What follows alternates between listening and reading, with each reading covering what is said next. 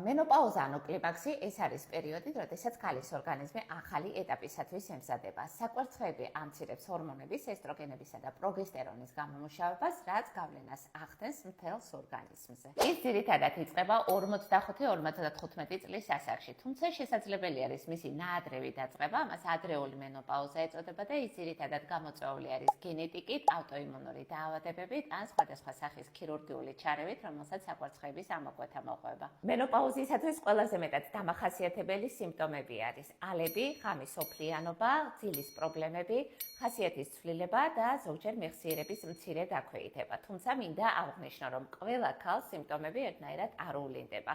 ზოგისათვის ის შეიძლება შეუმჩნეველი იყოს, ხოლო სხვებისათვის შესაძლებელი არის სერიოზულ გამოწვევად იქცეს.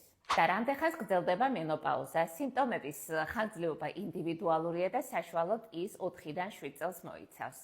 ხშირად მეკითხებიან, არის თუ არა გამოსავალი, შესაძლებელია თუ არა მკურნალობა. დიახ, სწორად შერჩეული მკურნალობა და ცხოვრების ჯანსაღი წესი მნიშვნელოვნად ამსუბუქებს ამ პერიოდში გაჩენილ დისკომფორტს. ჰორმონალური თერაპია საკმაოდ ეფექტურია, რაც ხელს უშლის ალების, ღამის ოფლიანობის და ძილის პრობლემების გაძლიერებას. ასევე არსებობს სხვა სახის მიდგომები, როგორიც არის ცხოვრების ჯანსაღი წესი, კვების რაციონში ბევრი ფიტოესტროგენის შემცველი პროდუქტების ჩართვა და ფიზიკური აქტივობა, როგორიც არის ცურვა, ფეხით სიარული, ვარჯიში, რომლებიც საგრძნობლად ამსუბუქებს მენოპაუზალურ სიმპტომებს. თუ კიდევ გაქვთ დამატებითი კითხვები, დაწერეთ კომენტარებში და აუცილებლად გიპასუხებთ.